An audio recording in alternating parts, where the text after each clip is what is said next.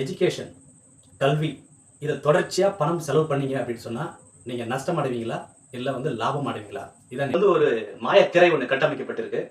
படிச்சுட்டா ஒரு லெவலுக்கு மேலே காசு கொடுத்து படிச்சுட்டா இங்கே பெரிய ஆளா இல்லை, நல்ல வேலை கிடைச்சிரும் அப்படின்ட்டு ஒரு மாயத்திரை வடிவமைக்கப்பட்டிருக்கு. ஆக்சுவலாக இது உண்மையான அப்பட்டமான ஒரு பொய். எக்ஸாம்பிளுக்கு நானே இருக்கேன். நான் ஒரு 3 டிகிரி படிச்சிருக்கேன்.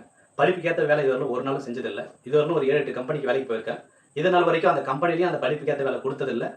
10th ஸ்டாண்டர்ட் படிச்சுட்டு அதுக்கப்புறம் அந்த குழந்தைய, அந்த ஒரு பையனை, அந்த பொண்ணை என்ன பண்ணணும் அப்படின்னா, அதுக்கு அடுத்த ஸ்டேஜுக்கு போகிறதுக்கு அவங்க என்னென்னலாம் பண்ணலாமோ அதெல்லாம் பண்ணி வாழ்க்கையில் அவங்கள முன்னேற்றி விடணும். அதை விட்டுட்டு நீங்கள் 10th 12th காலேஜுக்கு மேலே மாஸ்டர் டிகிரி, பிஹெச்டி அப்படி இப்படி நிறைய, அப்புறம் எஜுகேஷன் இன்ஸ்டியூட்டு, அப்புறம் இந்த கம்ப்யூட்டர் கோர்ஸு, அதுக்கு அடுத்தது போயிட்டு இந்த டிஎன்பிஎஸ்சி, ஐஏஎஸ், யூபிஎஸ் அது இது நிறைய காசை கொட்டி படிக்க வச்சுட்டே இருப்பீங்க. இதனால் என்ன நடக்கும் அப்படின்னு சொன்னால், ப்ரைவேட் இன்ஸ்டியூட்காரன் நிறைய பணம் சம்பாரிச்சிட்டே இருப்பான். ப்ரைவேட் காலேஜ் நடத்துகிறவங்க பணம் சம்பாரிச்சிட்டே இருப்பாங்க. ப்ரைவேட்டாக ஸ்கூல் நடத்துகிறவங்க லட்சாதிபதி ஆவாங்க, கோடீஸ்வரங்களா ஆவாங்க. நீ அடிமட்டத்துக்கு கீழே போய்கிட்டே இருப்ப. ஏன்னா உங்கள் காசெல்லாம் எடுத்து போய் அவங்க கிட்ட தான் கொடுக்குறீங்க.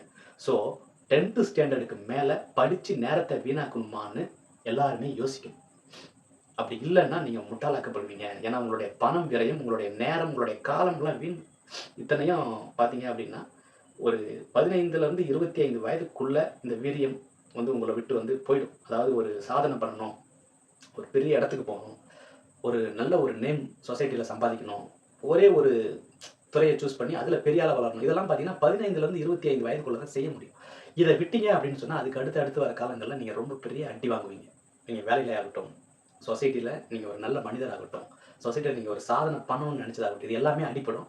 ஸோ ஒரு மாணவனோ இல்லை ஒரு மாணவியோ 15 வயதிற்கு மேல் காசு கொடுத்து ஒரு விஷயத்தை படிக்கணுமா அப்படின்றத ரொம்ப யோசிக்கணும். காசை தண்டமாக செலவு பண்ணக்கூடாது. 2வது, உங்களுடைய நேரத்தை வீணாக நீங்கள் செலவு பண்ணக்கூடாது.